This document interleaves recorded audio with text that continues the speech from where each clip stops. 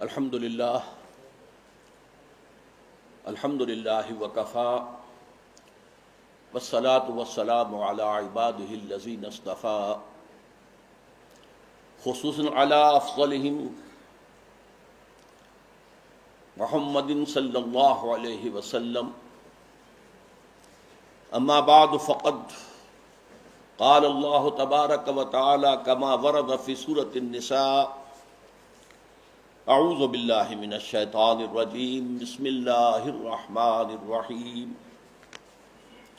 ان الذین یکفرون باللہ ورسلہ ویریدون ان یفرقوا بین اللہ ورسلہ ویقولون نؤمن ببعض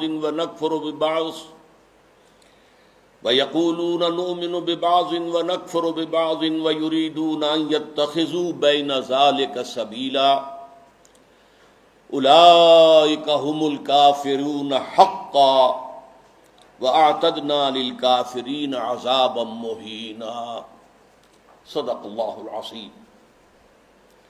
وقال النبی صلی اللہ علیہ وسلم بدأ الاسلام غریبا وسيعود كما بدأ فطوبى للغرباء.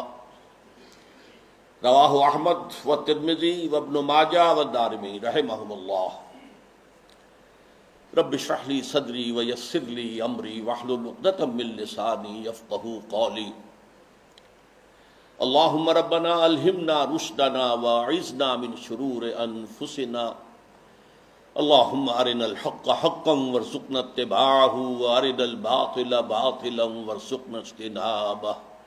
آمین یا رب العالمین. معزز حاضرین اور محترم خواتین، السلام علیکم ورحمۃ اللہ وبرکاتہ. احادیث نبویہ میں علی صاحب الصلاۃ والسلام جس معین شخصیت کا ذکر ہے دجال اکبر کے عنوان سے، ابھی اس کا ظہور تو نہیں ہوا، اگرچہ شاید اب زیادہ دور بھی نہیں ہے، لیکن جیسے کہ انگریزی میں کہتے ہیں coming events cast their shadows before. جو آنے والے واقعات ہوتے ہیں مستقبل میں، ان کے سائے پہلے سے پڑنے شروع ہو جاتے ہیں. تو وہ دجال اکبر کب ظاہر ہوگا، کس شکل میں آئے گا، کہاں سے آئے گا، اس وقت اس سے بحث نہیں ہے. لیکن دجالیت، فتنہ دجال، وہ کئی صدیوں سے نہ صرف یہ کہ شروع ہو چکا ہے، بلکہ رفتہ رفتہ تدریجاً اس کے سائے گہرے سے گہرے تر ہوتے چلے جا رہے ہیں. اور یہ فتنہ اب میرے نزدیک اپنے آخری مرحلے میں داخل ہو گیا ہے. جیسا کہ سب کو معلوم ہے، کفر کی بھی بہت سی شکلیں ہیں، بہت سی صورتیں ہیں. مثلا حضور کے زمانے میں ایک کفر تھا مشرکین کا، ایک کفر تھا اہل کتاب کا، ایک کفر تھا منافقین کا جو بظاہر مسلمان تھے بباطن کافر تھے. اسی طریقے سے شرک کی ہزاروں قسمیں، ہزاروں صورتیں، اس پر بڑی مفصل میری تقاریر موجود ہیں، حقیقت و اقسام شرک، اور اس موضوع پر ان کیسٹس سے اتار کر اب یہ سلسلہ مضامین میثاق میں شائع ہو رہا ہے. اسی طریقے سے دجالیت کے بھی بہت سے شیڈز ہیں، بہت سے مراحل ہیں. ان میں جو اس کی ایک خاص صورت ہے کہ جو اس کے آخری مرحلے میں سامنے آ رہی ہے، وہ ہے تفریق بین اللہ والرسل. اللہ اور اس کے رسولوں کے درمیان تفریق کرنا. اللہ کو مانیں گے لیکن رسول کو نہیں مانیں گے، یا مانیں گے تو اطاعت نہیں کریں گے، اتباع نہیں کریں گے، پیروی نہیں کریں گے. اس کے حوالے سے میں نے آج دو آیتیں تو آپ کو سنائی ہیں سورہ نساء کی، آیت نمبر 150، آیت نمبر 151.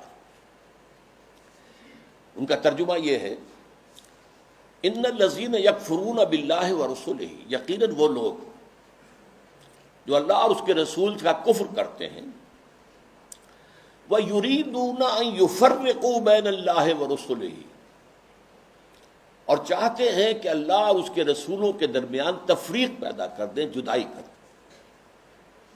وَيَقُولُونَ، اور یہ کہتے ہیں، نُؤْمِنُ بِبَعْضٍ وَنَكْفُرُ بِبَعْضٍ، ایک کو ہم مانیں گے ایک کو نہیں مانیں گے، ایک کا پر ایمان رکھیں گے ایک کا کفر کریں گے۔ وَيُرِيدُونَ أَن يَتَّخِذُوا بَيْنَ ذَلِكَ سَبِيلًا، اور وہ چاہتے یہ ہیں کہ اس کے بین ایک راستہ اختیار کریں۔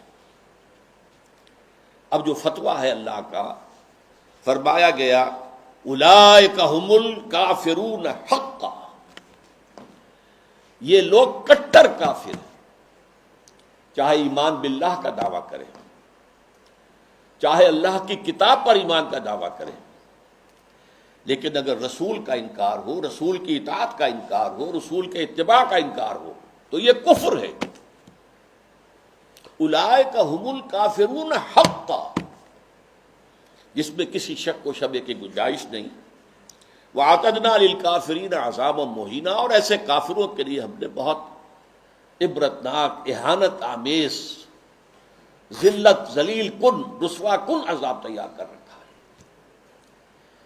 اس آیت کے بارے میں عام طور پر لوگوں کی جو رائے ہے وہ تفریق بین الرسل والانبیاء، اس کی طرف ذہن جاتا ہے، یعنی رسولوں میں سے بعض کو ماننا بعض کو نہ ماننا، یہ بھی کفر ہے، اور یہ قرآن مجید کے مستقل مضامین میں سے ہے۔ رسولوں کو بھی سب کو ماننا، اور ہمارا ایمان یہ ہے کہ جن رسولوں کا ذکر قرآن میں، نبیوں کا ذکر ہو گیا، ان کو تو ماننا ہے ہی، ان میں سے تو کسی ایک کا انکار سب کا انکار ہو جائے گا۔ اس کے علاوہ بھی ہمیں معلوم ہے کہ دنیا میں اور بہت سے نبی اور رسول آئے ہیں جن کا ذکر قرآن میں نہیں ہے۔ رسولا قد قصصناہم علیک من قبل ورسلا لم نقصصہم علیک، اے نبی ہم نے بہت سے رسول ایسے بھی ہیں جن کا ذکر آپ کے سامنے کیا ہے پہلے، اور ایسے بھی بہت سے ہیں جن کا ذکر نہیں کیا، لیکن اجمالاً ہم ان سب پر ایمان رکھتے ہیں، یہ ہمارا عقیدہ ہے۔ تعین کے ساتھ انہی کو مانیں گے جن کا ذکر قرآن میں ہوا۔ تو یہ تفریق بین الرسل کا معاملہ بھی قرآن مجید کا ایک مستقل مضمون ہے، جس کے لیے دو مثالیں میں آپ کے سامنے پیش کرتا ہوں۔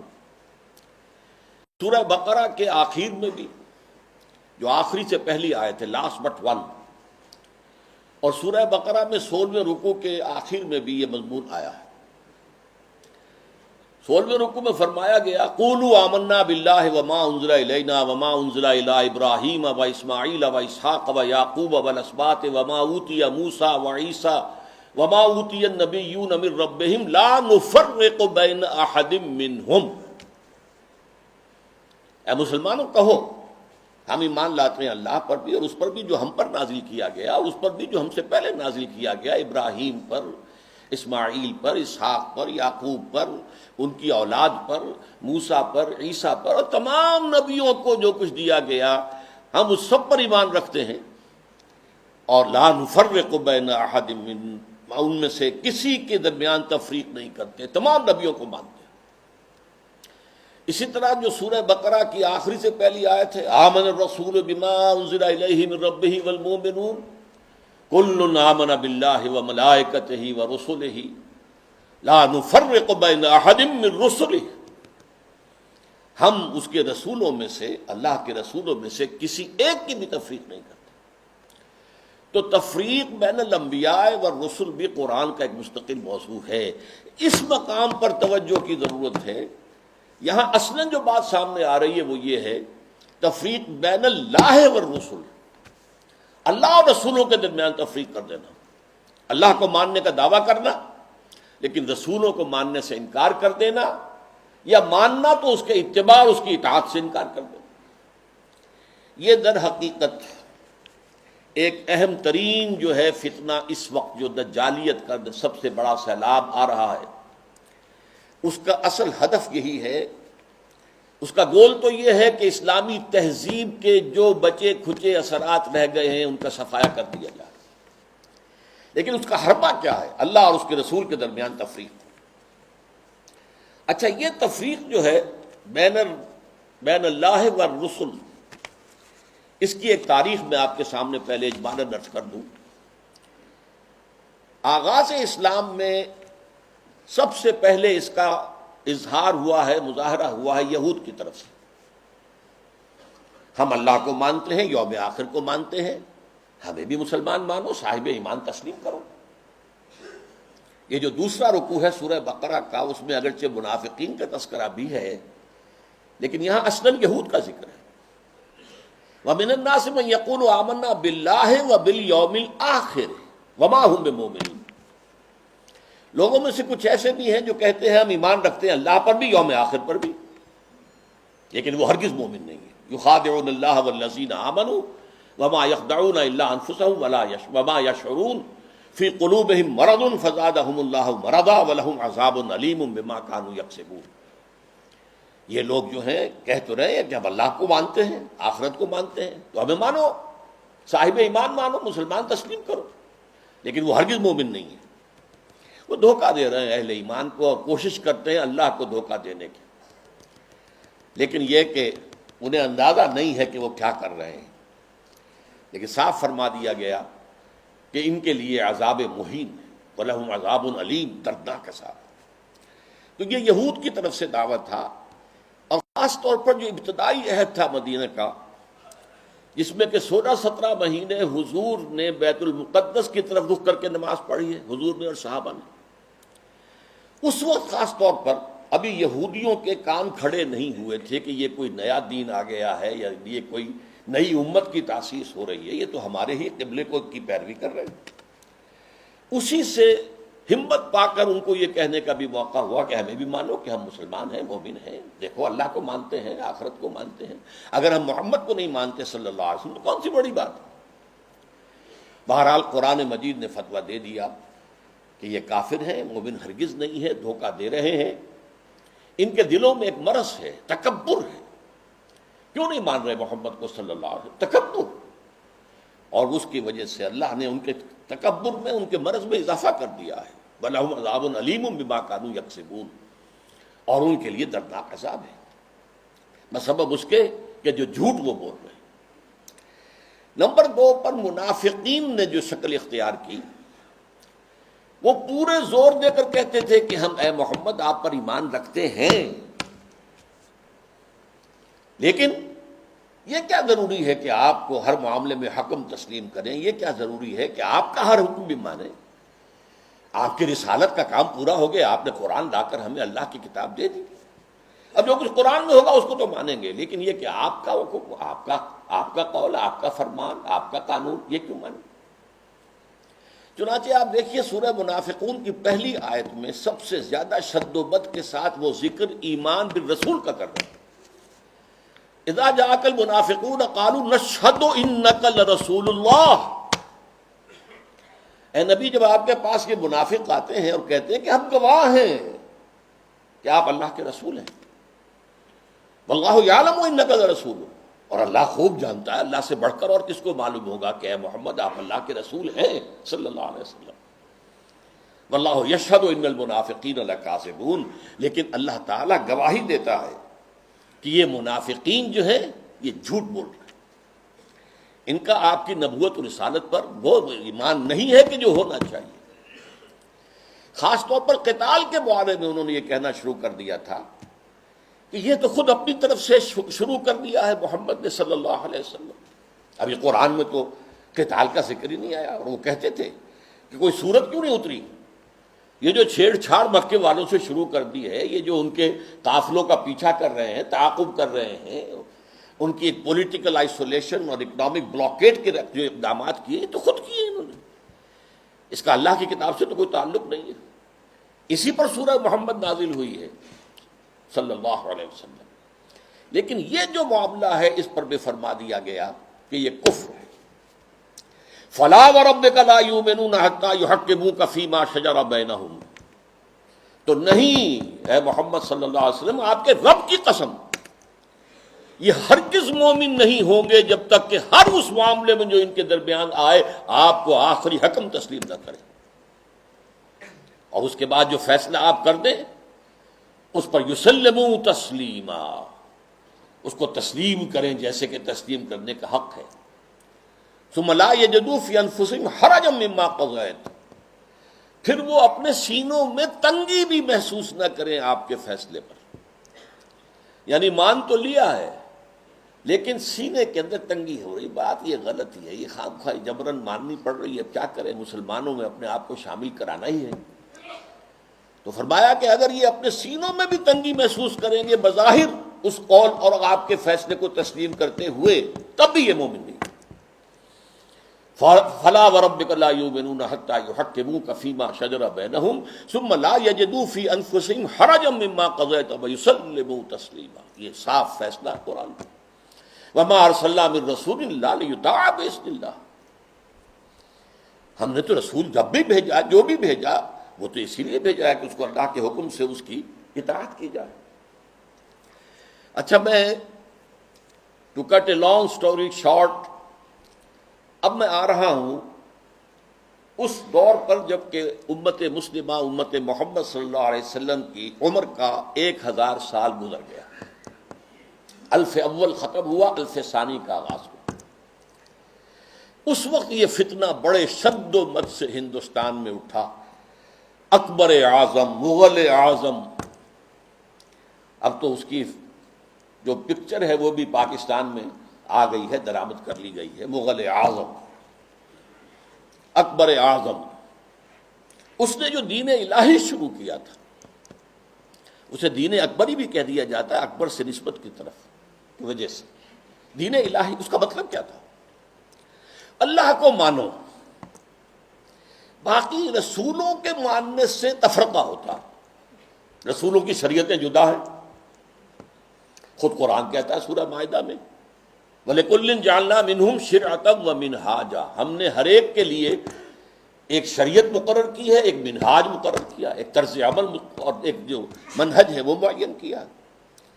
تو جو فرق لوگوں میں آتا ہے وہ رسالت کی وجہ سے آتا، اللہ تو سب کا ایک ہے، وہ تو یہ ہے کہ لوگ مختلف ناموں سے اللہ کو پکارتے ہیں، پرمیشور کہہ لیں، مہادیو کہہ لیں، اور جو بھی آپ چاہیں پرماتما کہہ لیں، اللہ کہہ لیں، یہ سب سے کیا فرق واقع ہوتا ہے؟ وہ ایک ہی ہے، ایک ہی حقیقت ہے، بس اس کو مانو، اس کو پوجو، اس سے محبت کرو، اس سے لو لگاؤ، اس کا قرب حاصل کرو، باقی ان چیزوں کو چھوڑو، ان کی کوئی حیثیت نہیں۔ اس فتنے کے پیچھے اس کی سیاسی حکمت عملی بھی تھی۔ ہندوستان کے حالات کو یقیناً یہ کہ اگرچہ وہ ان پڑھ تھا، بالکل ان پڑھ، لیکن ذہین بہت تھا، اندازہ کر لیا تھا کہ ہندوستان کا اصل مسئلہ یہی مذہبی تفاوت اور فرق ہے، لہذا کوئی شکل ایسی ہو کہ اس تفرقے کو مٹا دیا جائے، اور اس کی شکل یہ شریعت کا اور رسالت کا تصور جو ہے بیچ میں سے نکال دیا جائے، تو اللہ کے اوپر، اللہ کو رام کہہ لو، رحمان کہہ لو، کیا فرق واقع ہوتا ہے؟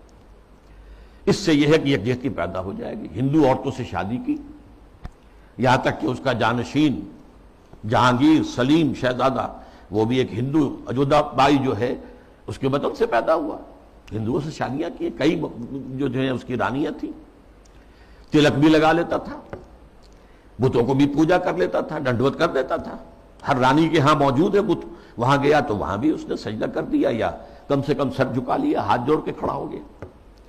یہ سارا فتنہ اس نے شروع کیا تھا ایک پولیٹیکل وزڈم کے تحت، لیکن اس کی ایک تائید ہو رہی تھی، اور وہ تصوف کے جس میں ہمہ اوست اور وحدت الوجود گڑبڑ ہو گئے تھے، pantheism and unity of existence, یہ دو چیزیں علیحدہ ہیں، ان میں فرق باریک سا ہے، عوام اس فرق کو سمجھنے سے قاصر ہے۔ یہاں کے تصوف میں یہ دونوں چیزیں گڑبڑ ہو گئی۔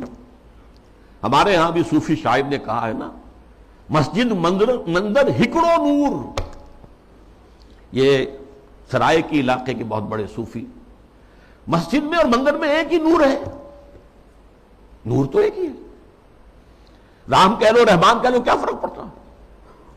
آپ کے یہاں لاہور میں مزار ہے کس کا؟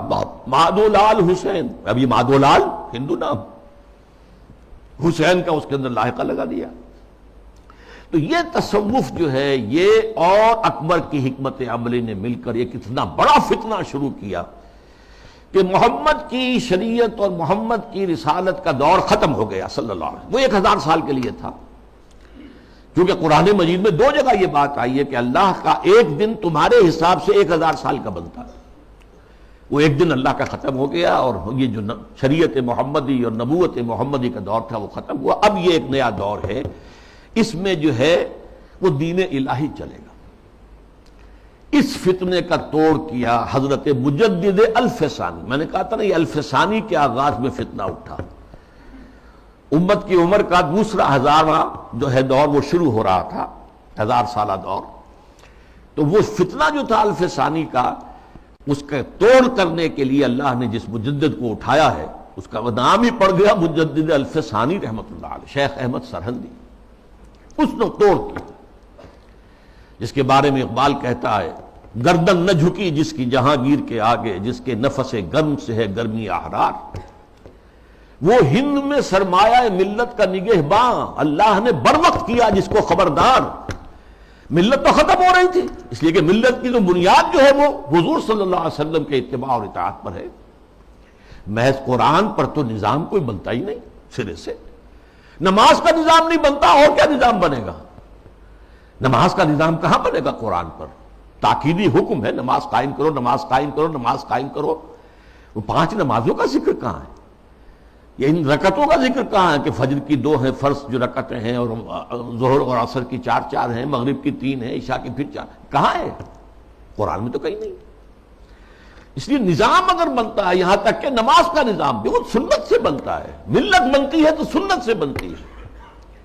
بمصطفیٰ پر اساخی شرا کے دی ہماوست، اگر مؤون رسیدی تمام بولا بیست. اپنے آپ کو مصطفیٰ صلی اللہ علیہ وسلم کے قدموں تک پہنچا دو کہ دین تو نام ہی ان کا ہے. بہت صحیح بات ہے. اگر ان تک تمہاری رسائی نہ ہوئی تو سب مقبولہ بھی ہے. یہی فتنہ پھر 19ویں صدی میں سامنے آیا ہے. اب یہ ایک ہندو کے ذریعے سے آیا. راجہ رام موہن رائے بہت بڑا عالم تھا، فارسی کا، عربی کا، اردو کا، ہندی تو اس کی زبان تھی. اور ہندوؤں میں جو احیاء ہوا ہے ان کا قومی سطح پر، وہ جن اشخاص کا مرہون منت ہے ان میں بہت بڑے مقام پر راجہ رام موہن رائے ہے. اور یہ موحد تھا، موحد کامل. چنانچہ انگریز جب آ چکے، آپ کو معلوم ہے 18ویں صدی میں آ گیا تھا انگریز. جنگ پلاسی کے بعد سے بنگال پر اس کا قبضہ ہو چکا تھا. اس کے بعد رفتہ رفتہ وہ سیلاب آگے آ رہا تھا. کلکتے ہی میں انہوں نے پہلا پریس قائم کیا، پہلا کالج قائم کیا. انجیلیں اردو میں ترجمہ کر کے، مقامی زبانوں میں ترجمہ کر کر کے لاکھوں کی تعداد میں پھیلا دی. اس فتنے میں مسلمان جو نہیں بہے اس کے ایک اور بھی اسباب ہیں اللہ کے فضل و کرم سے، لیکن ایک بہت بڑا ذریعہ راجہ رام موہن رائے بنا. آئینہ تسلیم کے نام، آئینہ تسلیس کے نام سے اس نے کتاب لکھی جس میں توحید کا اس بات کی، مسلمانوں کی طرف سے دفاع کی. لیکن اس شخص نے بھی وہی دین الہی کی طرح کہ یہ تفرقہ جو ہے مسلمان اور ہندوؤں کے مابین، اس کو دور کرنے کی ایک ہی شکل ہے، اور وہ یہ ہے کہ ان کے اندر اتحاد پیدا کیا جائے خدا کے نام پر. چنانچہ اس نے ایک خاص مجلس قائم کی، ایک خاص اس کا فرقہ بن گیا برہمو سماج. برہما کہتے ہیں خدا کو. برہمو سماج یعنی جس طرح دین الہی اسی طرح برہمو سماج. وہ یہ ہے کہ ایک برہما کو مان لو، بس خدا کو مان لو، جو تم اللہ کہہ لو، ہم اسے پرمیشور کہہ لیں، برہما کہہ لیں، جو چاہیں کہہ لیں. لیکن یہ ہے کہ باقی چیزیں جو ہیں ان کو ذرا پسے پش ڈال دو، ان کی اہمیت کم کر دو. تو برہمو سماج جو ہے اس نے پیدا کیا. اس کا انتقال 1833 میں ہوا تھا. اس کو پھر 20ویں صدی میں تازہ کیا ہے گاندھی نے متحدہ قومیت کے لیے. اس کی بھی ایک سیاسی بصیرت تھی. انگریز کی غلامی سے نجات پانے کی کوئی صورت نہیں ہے جب تک کہ مسلمان اور ہندو متفق نہ ہو، متحد نہ ہو. اور ان کے اتحاد میں جو چیز حائل ہے وہ شریعت ہے، قانون ہے، تہذیب ہے مسلمانوں کی. تو جب تک ان کو گڈمٹ کر کے ایک ہاون دستے میں ڈال کر کوٹ کر پیس کر ایک نہ بنا دیا جائے تب تک یہ متحد نہیں ہو سکتے، اور جب تک یہ متحد نہیں ہوں گے آزادی نہیں ہو سکتی. اسی کی وجہ ہے کہ اس کی پرارتھنا جو ہوتی تھی صبح ہی صبح اس میں گیتا بھی پڑھی جاتی تھی، قرآن کی تلاوت بھی ہوتی تھی، گرو گرنتھ کو بھی پڑھ کے سنایا جاتا تھا تاکہ معلوم ہو یہ سب ایک ہیں بھائی، اس میں کیا فرق واقع ہوتا۔ یہ فتنہ اس شد و مت سے اٹھا تھا، متحدہ قومیت، علماء کی کتنی بڑی تعداد تھی جو کہ مولانا حسین احمد مدنی رحمۃ اللہ علیہ کی سرکردگی میں اس متحدہ قومیت کی قائل ہو گئی، اور مان لیا انہوں نے کہ آج کل تو دنیا میں قومیں جو ہے وطن کی بنیاد پر بنتی، وطنیت۔ مولانا ابوالکلام آزاد بھی اس فتنے کا شکار ہوئے۔ اس فتنے کا توڑ کیا ہے جس شخص کو خصوصی نسبت تھی مجدد الفسانی سے رحمۃ اللہ علیہ، یعنی علامہ اقبال،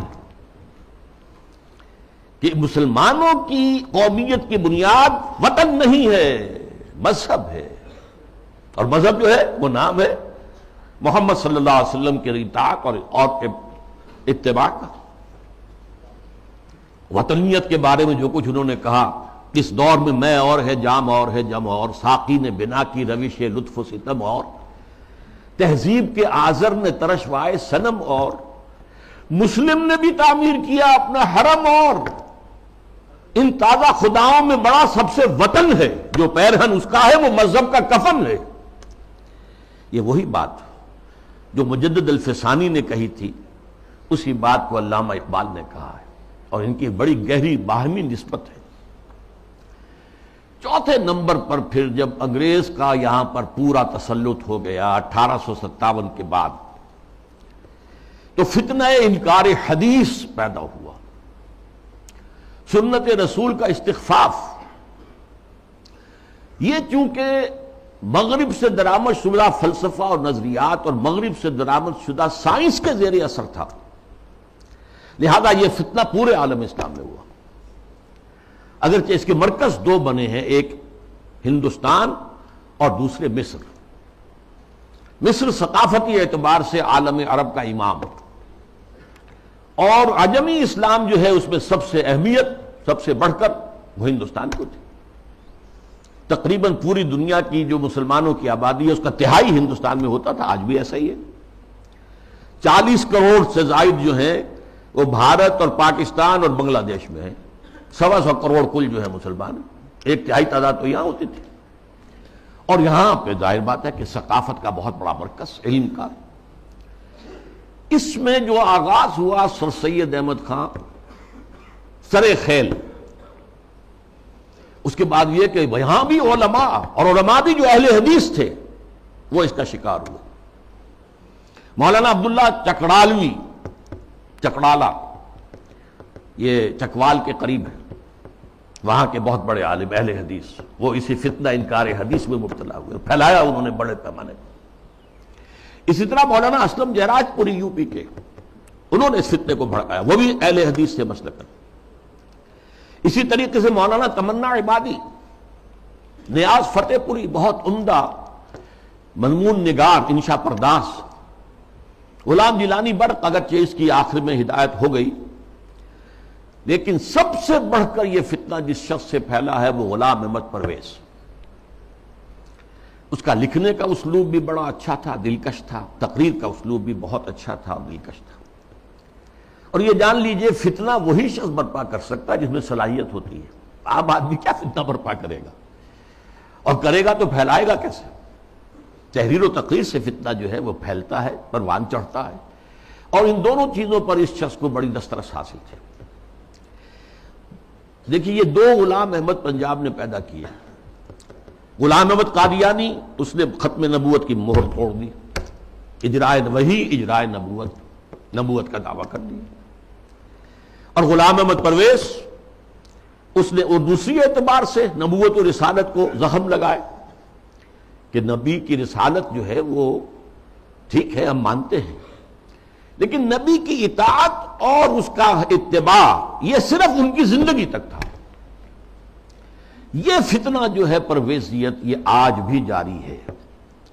اس کے کچھ کیسٹس ہیں جو آج بھی پھیل رہے ہیں، نہ صرف پاکستان کے مختلف حصوں اور علاقوں میں، بلکہ اور باقی باہر کے ممالک کے اندر بھی چھوٹے چھوٹے جو ہیں ان کی جو بزم بنتی ہے، بزم طلوع اسلام جیسے یہاں پر ہوتی تھی، طلوع اسلام اس کا رسالہ تھا، تو ایسی بزمیں بنتی ہیں اور اس کے اندر لوگ جمع ہو کر اور یہ اس کے کیسٹ سنتے ہیں، اس کی تقریریں سنتے ہیں۔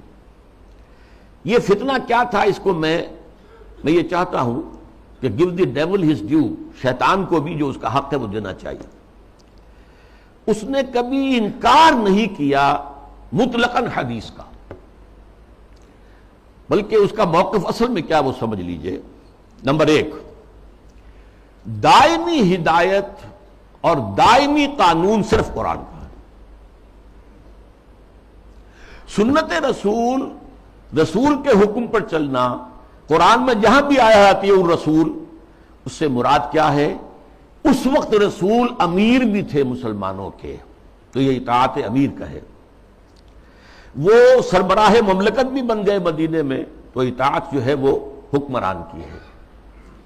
اس اعتبار سے وہ مرکز ملت تھے، مرکز ملت کی اطاعت ہوگی۔ اب جب بھی کوئی اسلامی ریاست قائم ہوگی تو جو مرکز ملت ہوگا اس کی اطاعت ہوگی، اس سے حق حاصل ہوگا، وہ جو بھی حکم تسلیم کرے، جو حکم نہ تسلیم کرے۔ اس طرح گویا کہ رسالت محمدی اور نبوت محمدی اور شریعت محمدی اور سنت محمدی، اس کی اس نے گویا کہ عملاً نفی کر دی۔ انہوں نے کہا کہ ہم حدیثیں صرف وہی مانیں گے جو قرآن کے مطابق ہو۔ اچھا، کوئی شے قرآن کے مطابق ہے یا نہیں ہے کون طے کرے گا؟ ہم کریں گے۔ قرآن کی تشریح اور تعبیر اور تفسیر اگر سنت سے آزاد ہو کر کی جائے تو ظاہر بات ہے قرآن کو موم کی ناک بنایا جا سکتا ہے، ادھر موڑ دے ادھر موڑ دے، جو چاہے تعبیر کر لے۔ اس کی ایک میں مثال آپ کو دیتا ہوں، اگرچہ وہ بڑی استہزائیہ سے مثال ہے۔ قرآن مجید میں حکم آیا سورہ مائدہ میں، وَالسَّارِقُ وَالسَّارِقَةُ فَاقْطَعُوا أَيْدِيَهُمَا، چور مرد ہو یا عورت ان کے ہاتھ کاٹ دو۔ اب اس کی کیا تعبیر کی؟ رسول نے تو سمجھا ہاتھ کاٹنا ہے، اور آپ نے ہاتھ کاٹے۔ ایک مخزومی خاتون تھی بڑے اونچے گھرانے کی، بنو مخزوم وہی ابو جہل کا قبیلہ ہے، فاطمہ نام تھا، فاطمہ مخزومیہ، اس نے چوری کی۔ اب اس کا ہاتھ کاٹنے کا حکم دے دیا گیا۔ لوگوں میں بڑی جو ہے بے چینی پھیلی، بڑے اونچے خاندان کی یہ عورت ہے، اس کا ہاتھ کٹے گا۔ اور تو کسی کو جو ہے لب کشائی کی ہمت نہیں تھی۔ حضرت انس حضور کے خادم خاص تھے، ان کو ذریعہ بنایا کہ حضور یہ اونچے خاندان کی عورت ہے، خاندان کی ناک کٹ جائے گی، آپ اس میں نرمی کیجیے۔ حضور نے سخت غصے کا، غضب کا اظہار کیا۔ اے انس، تم سے پہلی جو امتیں برباد ہوئیں اسی لیے ہوئیں کہ جب اونچی قسم کے لوگ، اونچے لیول کے لوگ جرم کرتے تھے انہیں چھوڑ دیا جاتا تھا، اور عوام اور غریب لوگ جرم کرتے تھے تو انہیں سزا دی جاتی تھی۔ خدا کی قسم، اگر فاطمہ بنت محمد بھی چوری کرے گی، معاذ اللہ ثم معاذ اللہ ثم معاذ اللہ، رضی اللہ تعالی عنہا وصلی اللہ علیہ وسلم، تو اس کا بھی ہاتھ کاٹا جائے۔ اب اس کی تعبیر پرویز صاحب کیا کرتے ہیں؟ ان کا ہاتھ کاٹ دو مطلب ایسا معاشرہ، ایسا معاشی نظام بنا دو کہ چوری کی ضرورت ہی نہ رہے۔ جیسے محاورے میں کہتے ہیں نا، والدین کسی مسئلے میں اپنے بیٹے سے، بھائی تم نے تمہارے ہاتھ کاٹ دیے، یعنی یہ کہ تم نے تو ایسا قدم اٹھا لیا کہ اب ہم کچھ کر ہی نہیں سکتے۔ یہ گویا کہ اس محاورے پر لے آیا، ان کے ہاتھ کاٹ دو، یعنی ایسا ماحول پیدا کر دو، ایسا سوشلسٹ نظام برپا کر دو کہ جس میں ہر ایک شخص کی ضرورت پوری ہو رہی ہے تو کائے کو چوری کرے گا۔ یہ ہاتھ کاٹ دو کا مفہوم ہے، یہ نہیں ہے، یہ تو مولویوں نے بنا لیا ہے، اور یہ غلط تصور ہے کہ ہاتھ کاٹے جائیں۔ حالانکہ ڈھٹائی کا یہ عالم ہے کہ اسی آیت میں آگے فرمایا گیا ہے، جزاء بما کسبا نکالا من اللہ، یہ در حقیقت ان کے کرتوت کا بدلہ ہے۔ تو گویا کہ ان کے کرتوتوں کا بدلہ یہ ہے کہ ایسا نظام قائم کرو، یہ ان کے کرتوتوں کا بدلہ ہے۔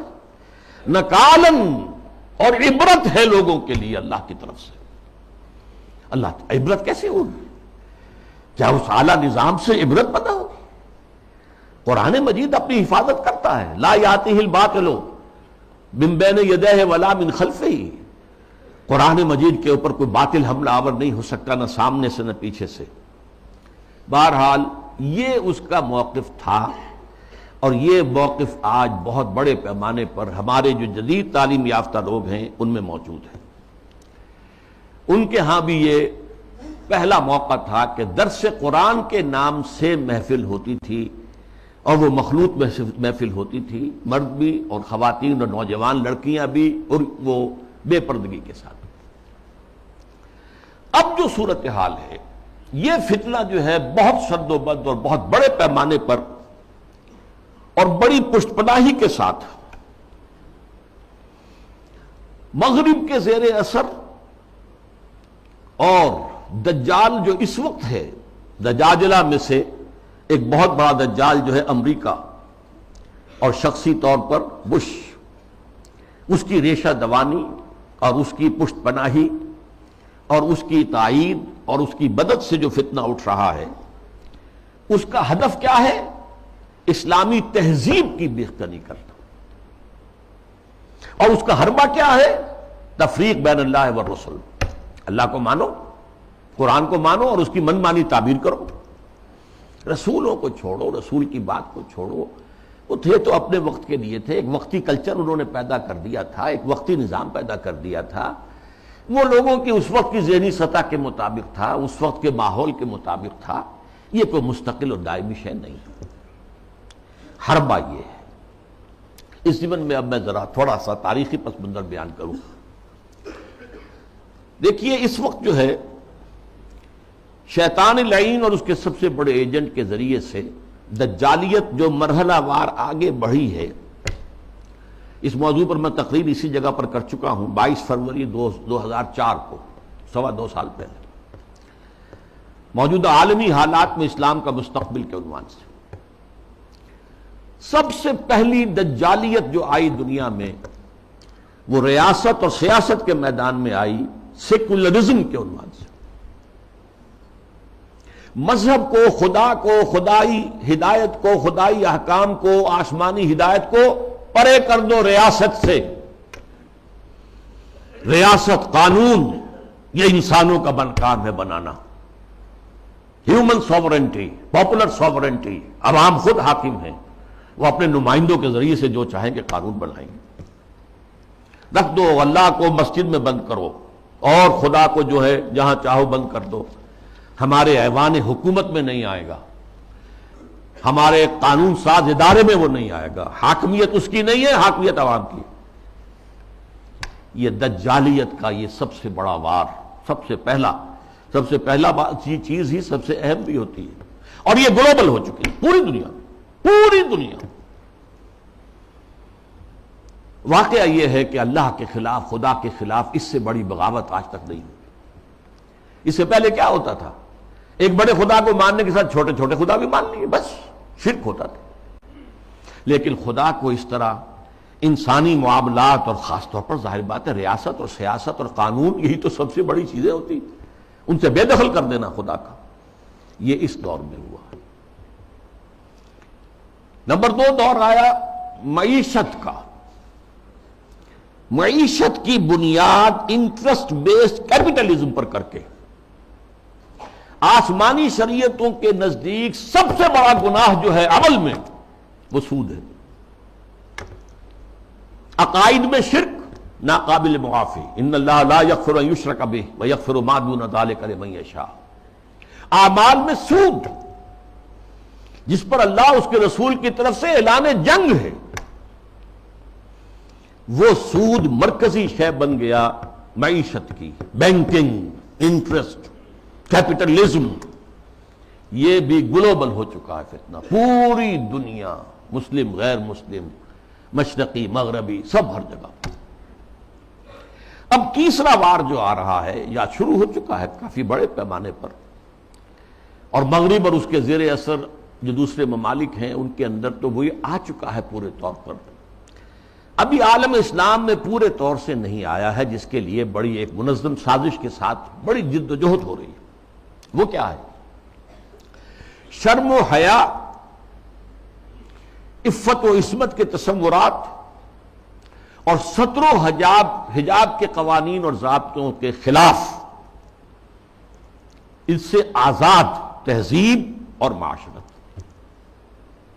جیسا کہ میں نے عرض کیا، یہ شرم و حیا، عصمت و عفت کے تصورات، کہ یہ بھی کوئی بڑی اعلیٰ قدر ہے، ستر و حجاب یہ بھی کوئی احکام ہے، ان سب کی نفی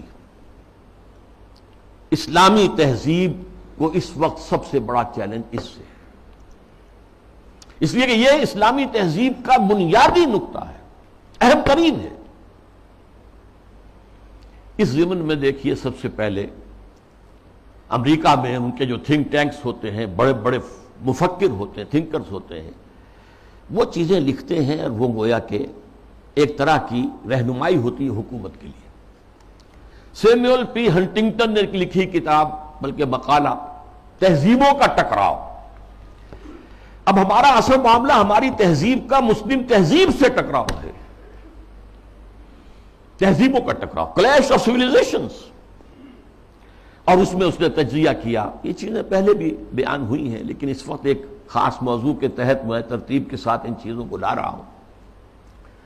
اس نے کہا کہ ٹوائنبی نے کہا ہے کہ دنیا میں آج تک کل 20 تہذیبیں قائم ہوئیں، ان میں سے 12 تو مر چکی، ختم ہو گئی، نسیم منسیہ ہو گئی، 8 ابھی موجود ہیں۔ ایک ہماری مغربی تہذیب ہے، 7 اور ہیں۔ ان 7 میں سے بھی 5 تو ایسی ہیں جنہیں ہم آسانی سے ایسیمیلیٹ کر سکتے ہیں۔ انڈین سویلائزیشن آسانی سے ایسیمیلیٹ ہو گئی، وہی کلچر، وہی تہذیب، وہی بے پردگی، وہی اریانی پہلے بھی تھی اب بھی آ گئی، وہی ناچ گانا وہ پہلے بھی تھا اب اور زیادہ ہو گیا، لہذا تہذیبی ٹکراؤ وہاں تو ہے ہی نہیں۔ تو دو جو تہذیبیں ہیں وہ ہمارے لیے چیلنج ہیں، وہ لوہے کے چنے ہیں، انہیں چبانے میں وقت لگے گا۔ ایک مسلم سویلائزیشن اور ایک کنفیوشین سویلائزیشن۔ کنفیوشین سویلائزیشن کے بارے میں تو میں اس وقت نہیں سمجھا تھا کہ یہ کیا واقعی کوئی چین کے اندر یا اس کے آس پاس کے ممالک میں جو بدھ مت کے پیروکار شمار ہوتے ہیں، کوئی واقعی کوئی تہذیب کنفیوشس کے حوالے سے ہے۔ ابھی حال ہی میں نیوز ویک کا ایک پرچہ چھپا ہے جس کا مین مضمون تھا کنفیوشس کا احیاء، ریوائول۔ تو یہ ہو رہا ہے چین میں اس وقت۔ لیکن یہ کہ اصل ہمارا جو مطلب ہے اس وقت، ہمارا موضوع ہے وہ مسلم سویلائزیشن ہے۔ اس نے اسے بھی شمار کیا ہے کہ یہ بھی ہمارے لیے بہت بڑا چیلنج۔ اب ذرا اسلامی تہذیب کا ایک تاریخی جائزہ۔ شرم و حیا، عفت و عصمت اور ستر و حجاب کے احکام پر مبنی اسلامی تہذیب، اس کا ایک تاریخی جائزہ۔ دیکھیے نبی اکرم صلی اللہ علیہ وسلم نے فرمایا تھا، وہ حدیث میں نے شروع میں آپ کو سنائی ہے، بدأ الاسلام غریبا وسیعود کما بدا۔ اسلام کا آغاز جب ہوا ہے تو وہ بہت اجنبی سا تھا، نامانوس، لوگ سمجھتے نہیں تھے یہ کیا نئی باتیں ہیں۔ پھر اس کے بعد اسلام کے غلبے کا دور آ گیا، جب غالب ہو جائے تو سبھی دوست بن جاتے ہیں، جو بھی طاقتور ہے اس کو تو سبھی دوست ہیں، لہذا بہت سب لوگ جو ہیں اس کا علم لے کر کھڑے ہو گئے۔ لیکن ان قریب اسلام غریب ہو جائے گا، پھر اجنبی ہو جائے گا۔ تو جو لوگ اسلام کی اجنبیت میں اس کا ساتھ دیں اور خود بھی اجنبی ہو جائیں، ان کے لیے مبارکباد ہے، تہنیت ہے کہ وہ زمانے کا ساتھ نہ دیں، اسلام کا ساتھ دیں۔ چاہے کہا جائے کہ یہ بڑے فنڈامنٹلسٹ ہیں، یہ بڑے کٹھ ملا ہیں، یہ بڑے دقیانوسی ہیں، یہ بڑے تنگ نظر ہیں، یہ بڑے رجت پسند ہیں، جو چاہے کہیں، لیکن جو اسلام کے ساتھ چمٹے رہیں گے ان کے لیے فطوبى للغرباء۔ اب اس کا تاریخی تجزیہ کیا ہے؟ دیکھیے، اسلام پر اجنبیت کا پہلا پردہ یا پہلا سایہ تو پڑ گیا خلافت راشدہ کے فوراً بعد۔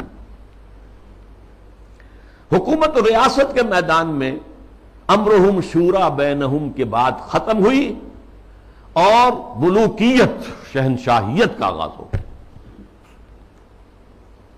اب اس کی تفصیل میں اس وقت نہیں جاؤں گا۔ بنو امیہ، بنو عباس، پھر اس کے بعد جو بادشاہتیں بنی، مغلوں کی حکومت، صفویوں کی حکومت، ترکوں کی حکومتیں، یہ تھی، یہ وہاں پر وہ خلافت کی بنیادی بات یہ نہیں تھی کہ چنو اپنے میں سے بہترین کو اور پھر اس کا حوالے کرو۔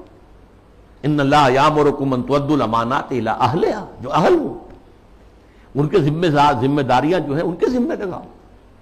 اس کو ختم کر دیا گیا۔ اب جس کی لاٹھی اس کی بھینس۔ بنی امیہ کی طاقت زیادہ ہے، عصبیت شدید ہے، لہذا وہ آئے، انہوں نے حکومت قائم کر لی۔ تو یہ پہلا دور تھا اجنبیت کا، پہلا پردہ پڑا اسلام پر۔ دوسرا پردہ کچھ عرصے کے بعد جب ملوکیت نے خوب پنجے گاڑ لیے، مضبوطی ہو گئی اور ملوکیت شہنشاہیت میں تبدیل ہو گئی، یہ دور بنو عباس ہے۔ اس میں معیشت کے میدان میں بھی آ گیا معاملہ۔ ایک طرف جاگیرداری جو ملوکیت کی بنیاد ہوتی ہے، ہر جگہ مشرق و مغرب میں شہنشاہیت اور بادشاہیت میں آپ کو جاگیرداری ملے گی۔ جاگیردار ہوتے 30,000 منصبدار، 20,000 منصبدار، ان پر حکومت قائم ہوتی اور ان کے لیے ضروری ہے مزارعت۔ آپ نے بہت بڑی جاگیر دے دی ہے، لیکن کیا وہ شخص خود کاشت کر لے گا؟ وہ تو کسی کو بٹائی پر کاشت کے لیے دے گا نا۔ یہ زمین کا سود ہے جو سب سے پہلے اسلام میں داخل ہوا، جس کو حرام مطلق قرار دیتے ہیں امام ابو حنیفہ بھی رحمت اللہ علیہ، جو اصحاب الرائے کے سر خیل ہیں، امام ہیں، اور امام مالک بھی رحمت اللہ علیہ جو اصحاب الحدیث کے سر خیل ہیں اور سب سے بڑے ان کے نمایاں ہیں۔ لیکن یہ شام، اور پھر بیع معجل، بیع مرابحہ کے عنوان سے نقد کے معاملے میں بھی جو ہے، کرنسی کے معاملے میں بھی وہ ایک سود کی ہلکی سی شکل داخل ہے۔ یہ دوسرا دجالیت کا دور پوری دنیا میں بھی آیا، بینکنگ، انٹرسٹ بیسڈ کیپٹلزم، اور کچھ اسلامی ممالک کے اندر بھی، جیسا کہ میں نے عرض کیا کہ اس راستے سے چور دروازوں سے داخل ہوا۔ اب جو اس کا ہے مسئلہ وہ ہے معاشرت اور تہذیب پر۔ اس کی وجہ کیا ہے؟ اس تمام دور میں مسلمانوں کی تہذیب، ان کا طرز بود و باش، ان کی معاشرت اور ان کا عائلی نظام، ان کا خاندانی نظام، ان کے عائلی قوانین انٹیکٹ رہے۔ چاہے دور ملوکیت جو ہے بنو امیہ کا تھا، وہ دور ملوکیت بنو عباس کا تھا، اور چاہے اور دوسرے بادشاہوں کے دور تھے، اس میں جہاں ریاست اور سیاست کی سطح پر جو ہے وہ پردہ پڑ گیا، پھر معیشت کے معاملے میں بھی پردہ پڑ گیا، تہذیب وہی رہی، وہی تہذیب، وہی مشرق سے مغرب تک مسلمانوں کی معاشرت، عائلی قوانین سب وہی رہے، جو کہ تو رہے۔ مسلم کلچر وجود میں آیا ہے، چنانچہ مسلم آرکیٹیکچر وجود میں آیا۔ یہ مورش آرکیٹیکچر جو ہے دنیا میں مشہور ہوا، اسپین کے اندر خاص طور پر مکان بنانے کا ایک خاص انداز، زنان خانہ علیحدہ ہے، مردانہ علیحدہ ہے، پہلے مردانہ ہے، پھر اس کے بعد ڈیوڑی آئے گی اور زنانہ جو ہے وہ حصہ شروع ہوگا۔ باہر سے جو آئے گا وہ یہاں بیٹھے گا، مردانے میں قیام کرے گا۔ زنان خانے کے اندر جو ہے وہ تو صرف محرم جائیں گے اور کوئی نہیں جا سکتا۔ اس تہذیب کی بنیاد، وہ جو اسلامی تہذیب تھی، اس پر، اسی پر آرٹ مسلمانوں کا قائم ہوا۔ خطاطی دنیا میں بہت بڑا آرٹ بن گیا، بہت بڑا آرٹ، ہاتھ سے، منہ قلم سے جو آرٹ پیدا کیا وہ خطاطی کی شکل میں آیا، یا عام بظاہر فطرت کی نقاشی۔ تو یہ ہے جو میری بات ہے وہ سمجھ لیجئے کہ تہذیب میں فرق نہیں آیا، عائلی نظام میں فرق نہیں آیا، معاشرتی اقدار میں فرق نہیں آیا، چاہے سیاسی اور معاشی اعتبار سے دجالیت جو ہے مختلف ادوار سے گزر کر آ گئی۔ اب ظاہر بات ہے کہ دجالیت کا آخری حملہ جو ہے وہ اس تہذیب پر ہے۔ چادر اور چار دیواری کا جو حصار ہے، قلعہ ہے، اس کو توڑ دو، منہدم کر دو، مخلوط معاشرت قائم کرو،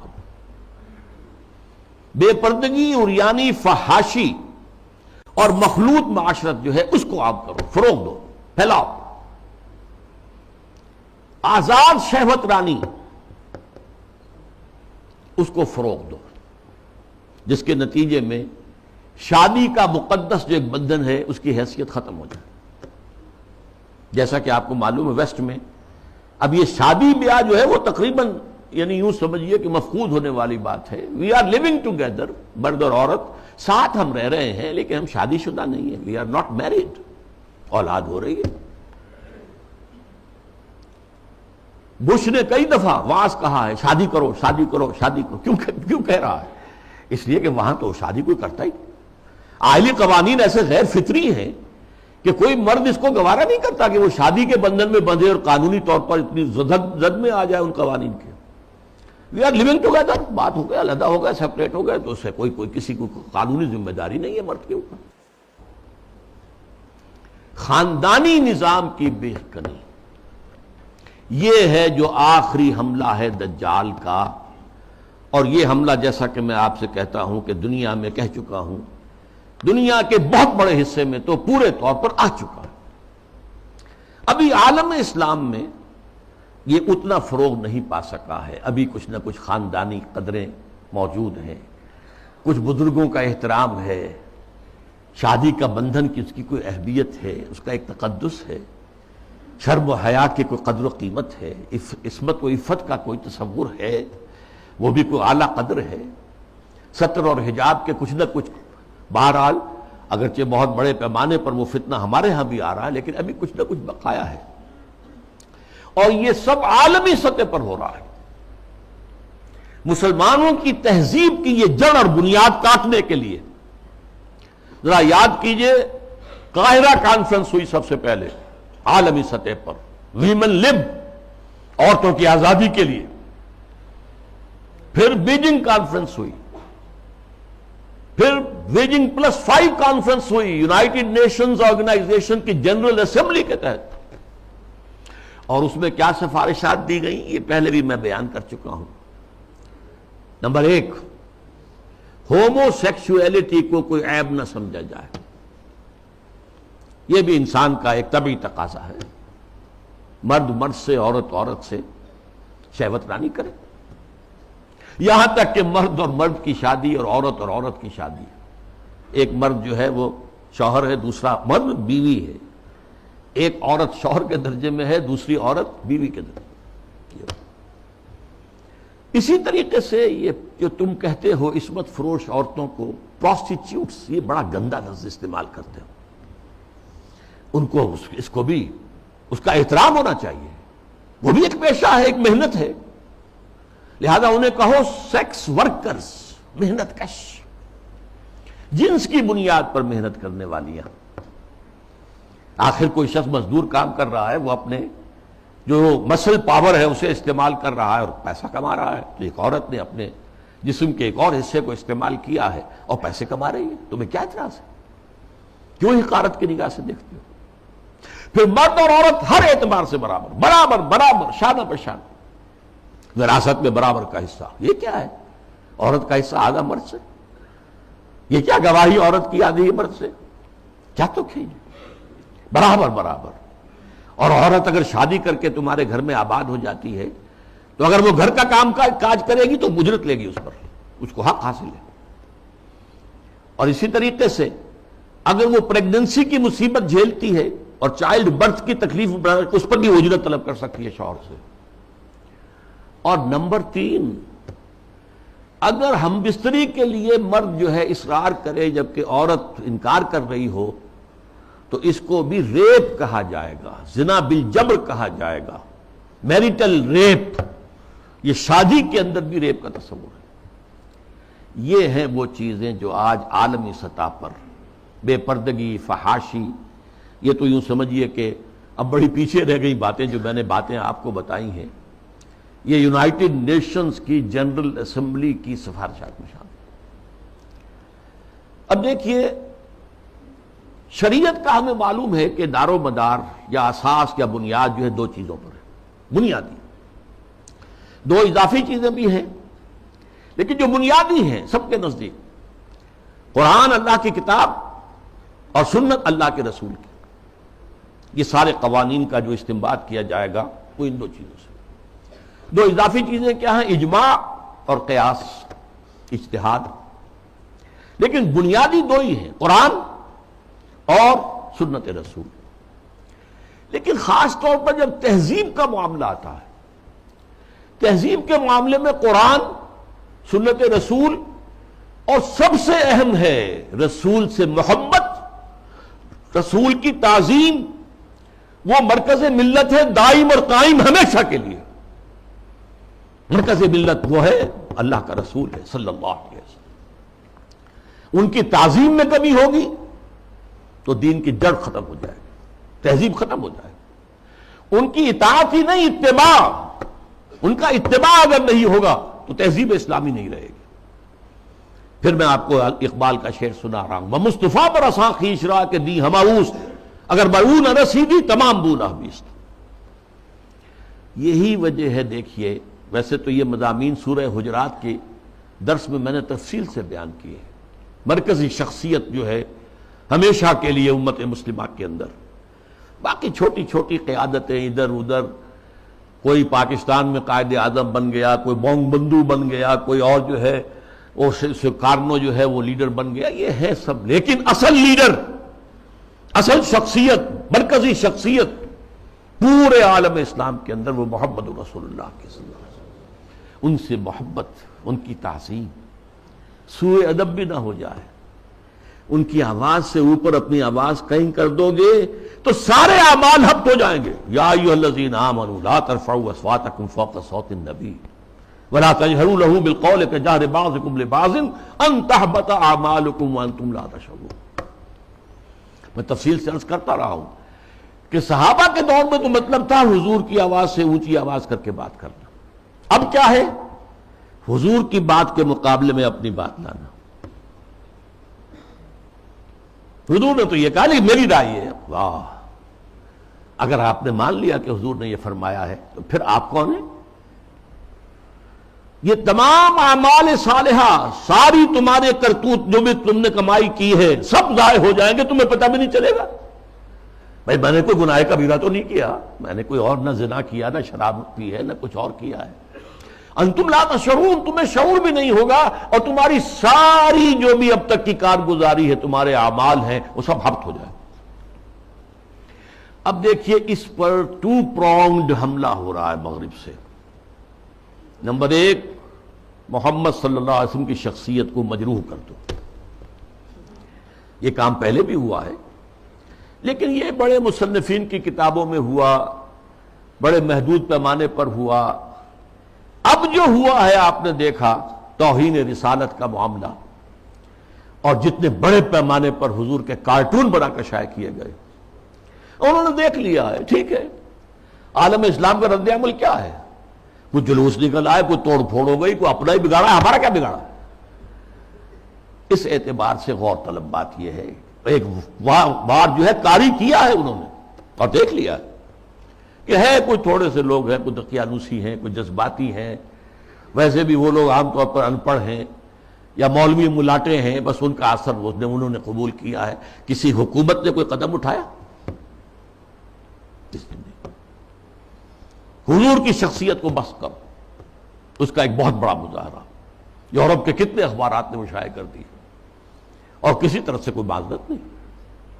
اور دوسرا معاملہ یہی ہے کہ حدیث کا استخفاف کرو، اور سنت رسول جو ہے وہ اس کی حجیت کو ختم کر دو۔ اب دیکھیے اس پر جو ہے تفریق بین اللہ والرسل، اس کی پشت پر پورا عالم مغرب ہے، یہودی بھی، عیسائی بھی، اور سب سے بڑھ کر عالمی میڈیا، اس سے بھی بڑھ کر civil supreme power on earth the United States of America, وہ اس کی پشت پر ارب ہا ارب ڈالر خرچ کیے جا رہے ہیں این جی اوز پر، اور ان این جی اوز کا کام کیا ہے؟ مسلم تہذیب کی بیخ کرنی۔ یہ جو ہنٹنگٹن نے کہا ہے کہ یہ ذرا لوہے کا چنا ہے، اس کو چبانے کے لیے ذرا لوہے والے دانت ہی چاہیے، ان الحدید بالحدید یفلح، لوہے کو تو لوہا ہی کاٹ سکتا ہے۔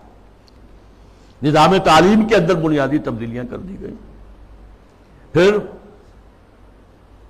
آغا خان فاؤنڈیشن کو امتحانات اور نصاب وغیرہ کا معاملہ ان کے حوالے کر دیا گیا۔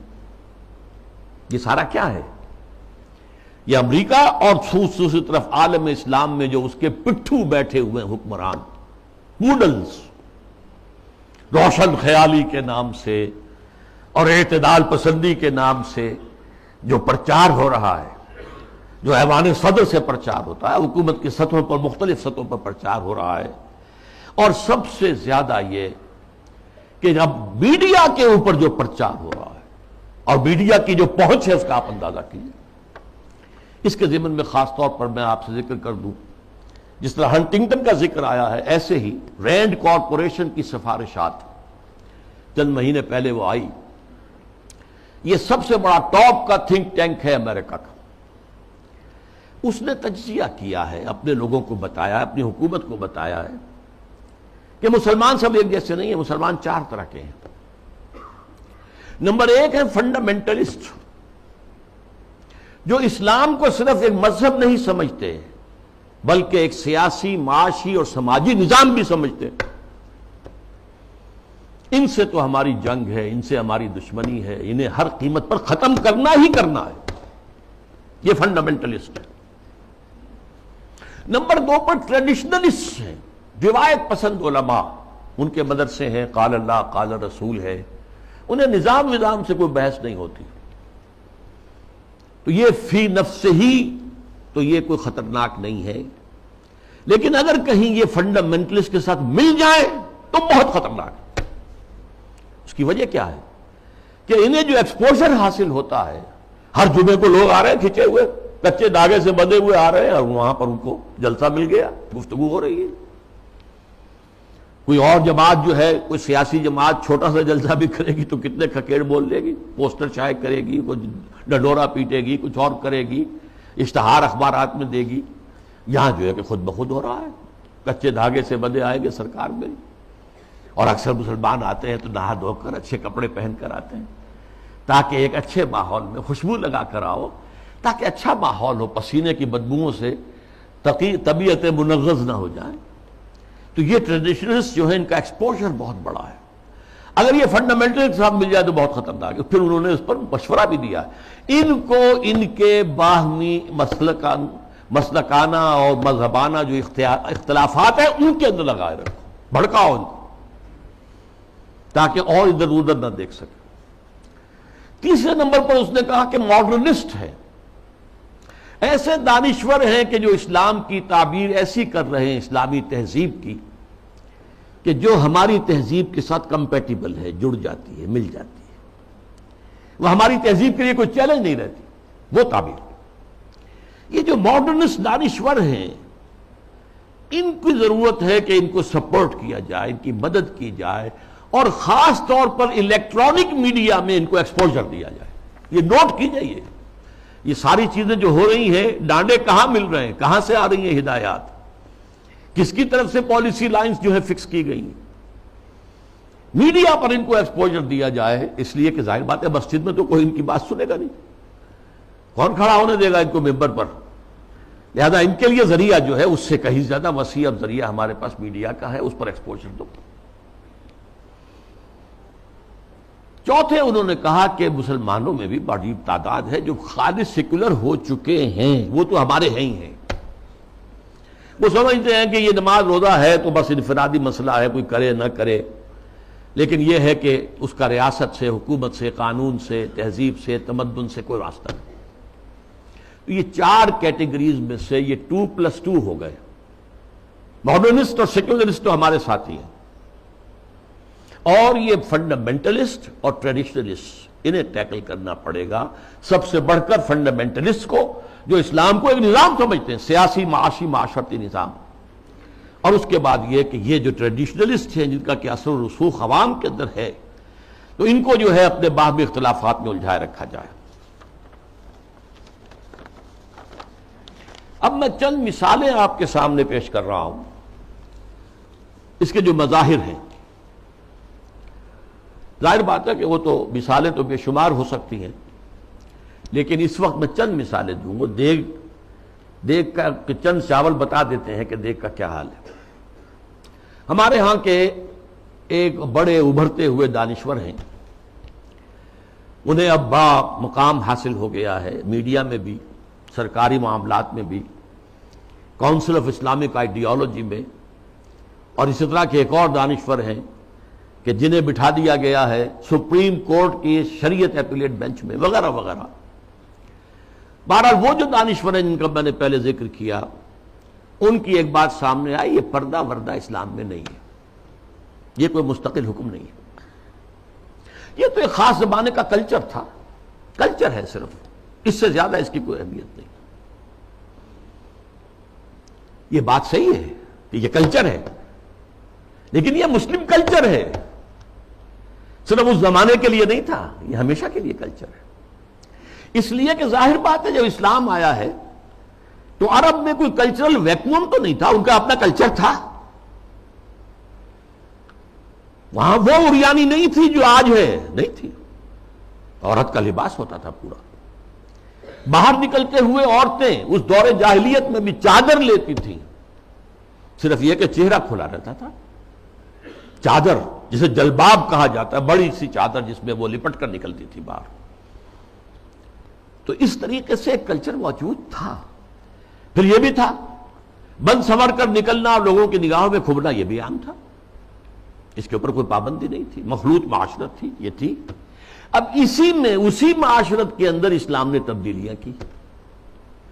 پہلی بات فرمائی وقرن فی بیوتکن، مسلمان عورتوں، خواتین، تمہاری اصل جگہ تمہارا گھر ہے۔ بند سنور کر باہر نکلنا اور اپنے نسوانی حسن کی نمائش کرنا یہ ہرگز تمہارے لیے جائز۔ بلا تبرجن تبرج الجاہلیت الاولی، اور دیکھو جب گھر سے نکلتی ہو، نکلنا پڑے ضرورت سے، بول تو تمہاری اصل جگہ تمہارا گھر ہے۔ نکلنا ہے تو بھی جلباب جو ہے، جلباب اس کا ایک پلو اپنے چہرے کے آگے بھی لٹکا لیا کرو، نقاب کی شکل کے اندر، کہ چہرہ چھپ جائے۔ تمہارا جو نسوانی حسن ہے جس کا سب سے بڑا انڈیکس جو ہے چہرہ ہوتا ہے، وہ عام لوگوں کی نگاہوں میں نہ آئے۔ یہ سارے احکام کائے کے لیے دیے گئے۔ اس معاشرے میں ایک تبدیلی کی گئی۔ دوپٹہ وہاں بھی تھا، بِخُمُرِهِنَّ جو سورہ نور میں آیا لفظ، خمار اوڑھنی کو کہتے ہیں۔ اوڑھنی ہوتی تھی اور عام عورت کام کرتے ہوئے وہ اس کو اپنی کمر کے گرد کس لیتی تھی، کمر کس کے، لہذا کام کرتی تھی گھر کا، یا پھر یہ کہ گلے میں ڈال لیا۔ سر کو ڈھانپنا اور خاص طور پر جو اپنے سینہ ہے، سینے کو اس کے کور کرنا، یہ نہیں تھا، اس میں کہہ دیا تم اپنا جو ہے سر بھی ڈھانکو، اور وَضْرِبْنَ بِخُمُرِهِنَّ عَلَى جُيُوبِهِنَّ، اپنے گریبانوں کے اوپر اپنی اوڑھنیوں کے بکل مارو، تاکہ جو عورت کا نسوانی حسن ہے اس میں ایک بہت بڑا حصہ یہ بھی ہے، اس کو مزید چھپاؤ۔ کرتا تو پہلے سے تھا، لیکن یہ وَضْرِبْنَ بِخُمُرِهِنَّ عَلَى جُيُوبِهِنَّ، یہ جو تمہارے خمار ہیں، جو تمہاری یہ اوڑھنیاں ہیں، ان کے ذرا بکل بھی مار لیا کرو اپنے اوپر۔ اس نے وہ تہذیب پیدا کی ہے جس کا میں تذکرہ کر چکا ہوں کہ اس نے ہماری ایک طرز تعمیر بھی تبدیل کر دی، مردانہ اور زنانہ معاملہ اور گھر بنانا۔ مورش آرکیٹیکچر خاص طور پہ دنیا کے اندر مشہور ہے، ٹاپ کے آرکیٹیکچرز میں سے۔ اور پھر یہ سارا جو نظام بنا ہے، اور یہ چلا آیا، انگریزوں کے دور میں بھی نہیں ختم ہوا یہ، اور فرانسیسی کہیں گئے، کہیں اور گئے، کوئی اور پورچوگیز گئے، ڈچ گئے، وغیرہ وغیرہ، اطالوی گئے، لیکن یہ تہذیب کا جو یہ سٹرکچر تھا یہ قائم رہا، انٹیکٹ رہا۔ اب اس کے خلاف جو مہم ہو رہی ہے وہ میں آپ کو بتا چکا ہوں کہ عالمی سطح پر ہے۔ جیسے یہ پردے کے معاملے میں، یہ پردہ جو کہ میں نے ایک بڑی مفصل تقریر کی تھی، پردے 4 ہیں، ایک نہیں 4۔ پہلا پردہ جو ایک پورے کرٹن کی طرح گویا کہ ہمارے پورے معاشرے کے اندر تنا ہوا ہے، وہ سیگریگیشن آف سیکسز، عورتوں اور مردوں کو علیحدہ کرو، مخلوط معاشرت نہ ہو۔ دعوت ولیمہ ہو رہی ہے تو ایک طرف عورتیں ہیں، دوسری طرف مرد ہیں، مخلوط نہیں۔ لیکن اب مخلوط بھی ہوتی، وہ تو جدید تہذیب جو ہے جیسے جیسے پھیل رہی ہے، اور کمال یہ کرتے ہیں کہ دولہا اور دلہن کو سجی سجائی دلہن کو لا کر جو ہے وہ وہاں پر اسٹیج پر بٹھا دیتے ہیں۔ بڑھ رہا ہے کینسر جو ہے وہ آگے سے آگے بڑھ رہا ہے۔ پہلا پردہ سیگریگیشن، ٹھیک ہے، کوئی کام کرنے کی پابندیاں نہیں ہے، تعلیم حاصل کرنے پر پابندی نہیں ہے، لیکن یہ کہ سیگریگیشن کے ساتھ ہوگا جو بھی معاملہ ہوگا۔ میں تفصیل سے کر چکا ہوں، وہ میری تقریر کے ویڈیو بھی ہیں، آڈیو بھی ہیں، وغیرہ وغیرہ، اور شاید وہ کہیں مضمون کی شکل میں میثاق میں چھپ بھی چکی ہو۔ اگلا پردہ کیا ہے کہ عورت گھر سے نکلے تو یا جلباب کے اندر لپٹی ہوئی ہو، اور یا یہ ہے کہ پھر اسی کی ایک شکل بن گئی، وہ لپٹی ہوئی بھی ہو، اپنے چہرے کے اوپر ایک اس کا حصہ پلو لٹکا بھی لے، اسی کی شکل بعد میں برقعے کی شکل میں آ گئی، آسانی ہو گئی۔ جلباب میں ہے تو آپ کا ایک ہاتھ جو ہے عورت کا وہ چادر کو سنبھالنے پر لگے گا، صرف ایک ہاتھ فری ہوگا۔ اگر آپ نے برقع اوڑھ لیا ہے اور نقاب بھی ڈالا ہوا ہے، دونوں ہاتھ فری ہیں. ڈاکٹر کے ہاں جانا ہے، بچے کو لے کر دکھانا ہے، بچے کو گود میں لیا اور ایک ہاتھ میں بوتل لے رکھی ہے دوا کے لیے، ورنہ یہ ہے کہ معاملہ مشکل ہو جائے گا. تو برقع اس کی ایک ارتقائی شکل ہے. تیسرا پردہ چار دیواری، گھر کے اندر صرف محرم داخل ہوگا، نہ محرم نہیں جائے گا، چاہے وہ آپ کا داماد ہے. لیکن داماد کی محرم صرف اس کی بیوی ہے، آپ کی ایک بیٹی ہے، دوسری بیٹیاں اس کی محرم نہیں ہے. ساس محرم ہے اور آپ کی بیوی آپ کی محرم ہے، وہ اگر آئی ہوئی ہے اپنے میکے میں ٹھیک ہے، لیکن یہ کہ اندر جو دوسری لڑکیاں ہیں وہ نامحرم ہیں، سالیاں جو ہیں وہ تمہاری محرم نہیں ہیں. یہ تیسرا پردہ ہے. چوتھا پردہ ہے ستر. محرموں کے سامنے بھی پورا جسم نہیں کھول سکتے، صرف چہرہ، سر کے بال بھی نہیں، ہاتھ اور پاؤں. یہ ستر کہلاتا ہے. یہ تیسرا پردہ ہے. ان تین چیزوں کے علاوہ کوئی جسم کا حصہ باپ کی نظر پہ بھی نہیں آنا چاہیے، بھائی کی نظر میں بھی نہیں آنا چاہیے. مستور رہے گی گھر کے اندر بھی مسلمان عورت. اس کے بعد جو ہے وہ صرف شوہر کا معاملہ ہے. یہ چار پردے ہیں اسلام میں. اس تہذیب کی بنیاد آج اس کی بیخکنی کی جا رہی ہے، ختم کیا جا رہا ہے، اور یہ ماسٹر سٹروک ہے. اسلامی تہذیب کی جڑ کھود دینے والی شے ہے. جیسا کہ میں نے عرض کیا کہ ایک کلچر تھا، اس کلچر کے اندر کچھ اضافہ کر دیا گیا. ایسے ایک مثال حج کی ہے. حج تو دور جاہلیت میں بھی ہو رہا تھا، بس یہ تھا کہ تلبیہ میں انہوں نے شرک شامل کر دیا تھا. لبیک اللہم لبیک، لبیک اللہم لبیک، لبیک لا شریک لک لبیک الا شریکا تملکہ وما ملک. میں حاضر ہوں پروردگار، میں حاضر ہوں، تیرا کوئی شریک نہیں سوائے اس شریک کے کہ جس کا تو ہی مالک ہے، اس کے پاس جو اختیارات ہیں وہ بھی تیرے ہی اختیار میں ہیں. یعنی وہ جو عیسائیوں کی تثلیث ہے، تین میں ایک، ایک میں تین، تو اس تلبیہ میں توحید بھی ہے اور جو ہے شرک بھی ہے، وہ ختم کر دیا گیا. اب تلبیہ کیا ہے؟ لبیک اللہم لبیک، لبیک لا شریک لک لبیک، ان الحمد والنعمت لک والملک لا شریک لک. بس یہی اصلاح کی گئی نا. تلبیہ پہلے بھی تھا، اب بھی. طواف حرم کا پہلے بھی تھا، اب بھی ہے. بیت اللہ آپ جانا ہے، منا میں ٹھہرنا ہے، اور پھر اس کے بعد جو ہے وہ جانا ہے عرفہ، میدان عرفات میں. اس میں کیا غلطی ہو گئی تھی کہ قریش کہتے تھے کہ ہم تو حرم کے متولی، ہم حدود حرم سے باہر نہیں جا سکتے، وہ صرف منا میں ٹھہرتے. اس کو روک دیا گیا. ثم افیضوا من حیث افاض الناس، جاؤ تم بھی وہیں پر، تمہارا کوئی خاص مقام نہیں. عرفہ جو ہے، الحج علی عرفہ، حج تو نام ہی عرفہ کا ہے. وقوف عرفہ جو ہے اس کا رکن اعظم ہے. باقی تمام مناسک میں سے جو بھی چھوٹ جائے گا اس کا کوئی نہ کوئی جو ہے آپ اس کا ازالہ کر سکیں گے، لیکن اگر عرفہ رہ گیا، وقوف عرفہ نہیں ہوا تو حج نہیں ہوا. تیسرے یہ کہ وہ جب منا میں بیٹھتے تھے، قیام کرتے تھے 2 یا 3 دن، اس میں اپنے آباء و اجداد کے قصے، ان کی حمد، ان کی ثنا، ان کے بیان. اب کہہ دیا گیا نہیں، فاذکروا اللہ تعالیٰ کا ذکر کرو، فاذکروا اللہ کا ذکرکم آباءکم.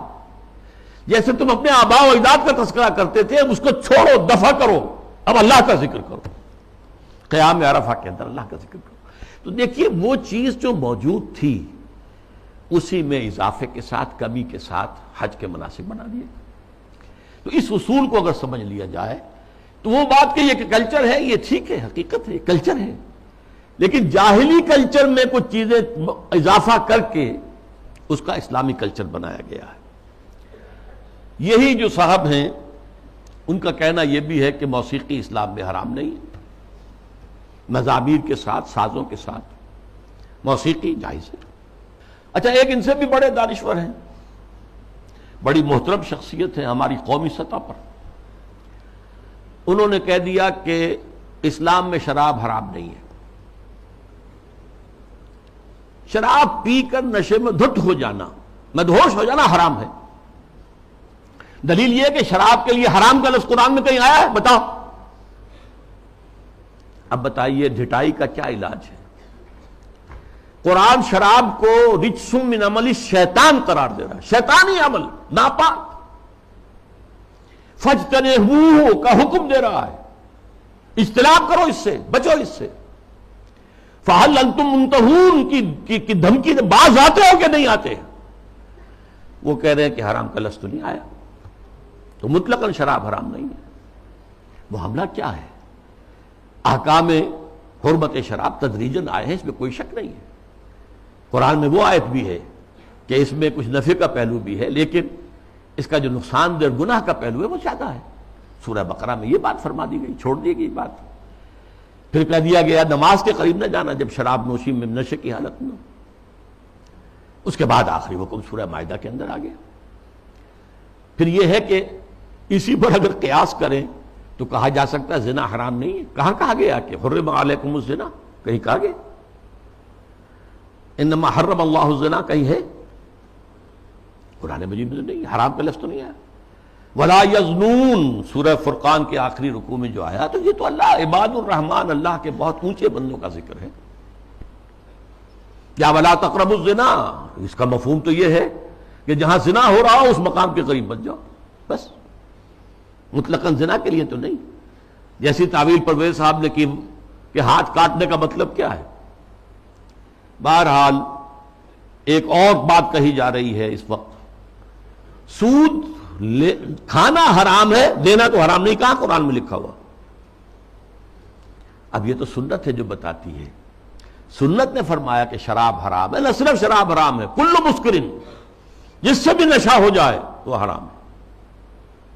چنانچہ سلفی علماء جو ہے خاص طور پہ سعودی عرب کے، وہ تو سگریٹ نوشی کو بھی حرام کہتے ہیں، تمباکو نوشی حرام، تدخین حرام، اس لیے کہ اس سے بھی ایک نشہ سا ہوتا۔ باقی یہ کہ یہ اصول ہمارے سامنے آیا، ہماری تہذیب کی بنیاد بنا۔ ما اسکرا کثیرہ فقلیلہ حرام، جس چیز کی زیادہ مقدار جو ہے وہ بدہوشی پیدا کر دے، نشہ پیدا کر دے، اس کی تھوڑی مقدار بھی حرام ہے۔ یہ نہیں کہ تھوڑی سی شراب پی لی جائے تو اس سے تو چستی آ جاتی ہے، اس سے تو ہاں ٹھیک ہے، قرآن نے بھی کہا کہ اس میں کچھ ہے، منافع ہے، لیکن یہ کہ اس میں گناہ کا پہلو زیادہ ہے، اب اس کو حرام مطلق کر دیا گیا۔ بہرحال یہ ہیں وہ مثالیں جو میں نے دی ہیں تہذیبی سطح پر۔ باقی جو اور کام ہو رہے ہیں جو اسلام کی بہکنی کے لیے، لیکن تہذیب، مسلمانوں کی تہذیب جو تاحال کچھ انٹیکٹ چلی آ رہی تھی اور ابھی کچھ اثرات اس کے باقی ہیں، جس سے کہ کلیش آف سویلائزیشن جو ہے اس کے اندر قرار دیا گیا مسلمان تہذیب جو ہے وہ ہمارے لیے ایک چیلنج ہے، جس کے لیے کہ اب ایک بڑا میڈیا اور اربوں ڈالر خرچ کیے جا رہے ہیں۔ اسی میں ایک ہائر لیول پر ایک بات اور بھی ہے، اور یہ بہت سویپنگ ہے۔ قرآن کو بھی اب نہیں چھوڑا گیا، اس پر بھی حملہ ہے۔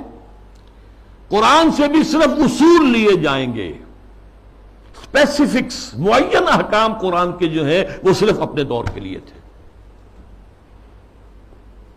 اگر زنا کا، شادی شدہ مرد اور عورت کا، رجم کا ہے، یہ اپنے وقت کی بات ہے، یہ مطلقاً نہیں ہے، ہمیشہ کے لیے نہیں ہے۔ ہاتھ کاٹ دینا، چوری کا، یہ اس دور کے لیے تھا، ہمیشہ کے لیے نہیں ہے۔ اصول لے لو، زنا نہیں ہونا چاہیے، اصول لے لو، چوری نہیں ہونی چاہیے۔ اسپیسیفکس جو ہیں خاص طور پر حدود و تعزیرات کے اندر، یہ صرف اس دور کے ماحول کے اعتبار سے تھی، یہ چیزیں لاگو نہیں ہیں۔ یعنی سنت تو سنت ہے، آگے قرآن کے اوپر بھی ہاتھ صاف کیا جا رہا ہے، بازی بازی بارش بابا ہم بازی۔ حالانکہ یہ بات نوٹ کر لیجئے کہ یہ ختم نبوت کی نفی ہے،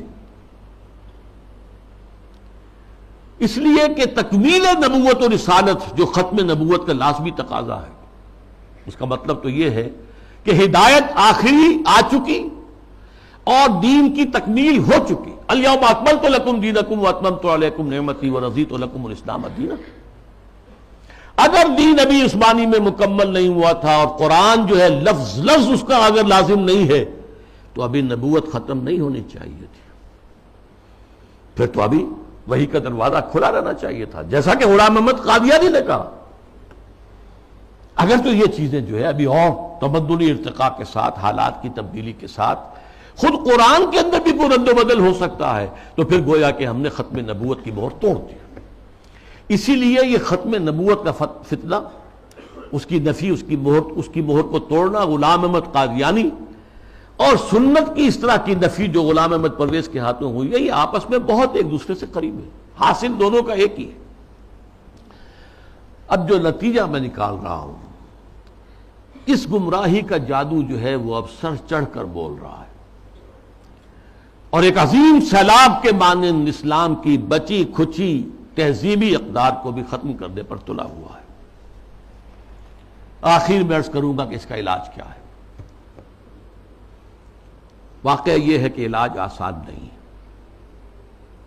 لیکن ہمیں اپنی نجات کے لیے، اخروی فلاح کے لیے اپنی سی محنت اور سعی اور جہد کرنی ہی کرنی ہے، پیسیولی نہیں لینا ہے۔ ہاں باطل کا طوفان ہے، بہت سخت ہے، ٹھیک ہے، لیکن کھڑے رہنے کی کوشش کرنا ہے، بلکہ اس کا رخ موڑنے کی کوشش کرنی ہے۔ اصل تو اس کا رخ موڑے گا اگر کسی وقت اللہ کرے کہ یہ پاکستان کے نصیب میں ہو کہ کسی ملک میں اگر اسلامی نظام مکمل قائم کر کے دکھا دیا جائے دنیا کو، اس کی برکات لوگوں کو بچشم سر نظر آ جائے، تب اس دجالیت کا توڑ ممکن ہوگا، اس سیلاب کا رخ موڑا جا سکتا ہے۔ لیکن اس اصول کو عام کرنا، خود اپنے ذہن کے اندر بٹھا لینا کہ کتاب اللہ اور سنت رسول اللہ لازم و ملزوم ہے، ان کے درمیان متن اور شرح کا تعلق ہے۔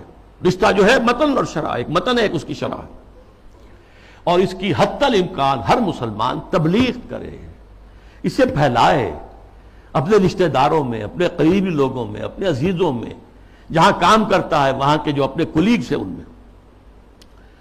اور دوسری اور اہم تر بات کیا ہے، ہم خود قائم رہے پورے کے پورے اسلامی اقدار پر، ہم اپنے گھروں میں اسلامی پردہ نافذ کریں، ستر و حجاب کے احکام نافذ کریں، یہ تو ہم کر سکتے ہیں۔ ابھی ہمارے ملک میں مصطفیٰ کمال پیدا نہیں ہوا، ٹھیک ہے، ایک شخص نے اس کو، مشرف صاحب نے آئیڈیل قرار دیا، لیکن ابھی کسی نے پردہ جو ہے اس کو لازماً منسوخ نہیں کیا، جیسا کہ ترکی میں ہو گیا۔ لیکن یہ کہ اگر ہم نے کیا ہے تو خود کیا ہے، مغربی تہذیب کو خود اپنے سینے سے لگایا، شرعی پردہ نافذ کرو اور اسلامی تہذیب کے ساتھ چمٹ جاؤ، تمسک کرو، چاہے تم اجنبی ہو جاؤ، چاہے تمہیں دقیانوسی کہا جائے، چاہے تم پر پھپتیاں کسی جائیں کہ اگلے وقتوں کے ہے یہ لوگ انہیں کچھ نہ کہو، یہ فنڈامنٹلسٹ ہیں، یہ تاریخ خیال لوگ ہیں، یہ رجعت پسند قسم کے لوگ ہیں، یہ قدامت پرست لوگ ہیں، یہ کٹھ ملا ہیں، جو چاہے کہہ دے دنیا، لیکن برداشت کرو، کھڑے ہو جاؤ۔ وہی حدیث، اسی پر میں اپنی بات ختم کروں گا جو میں نے سنائی تھی، بدا الاسلام غریباً وسیعود کما بدا۔ آج اسلام کے غربت کا سب سے بڑا دور آ چکا ہے۔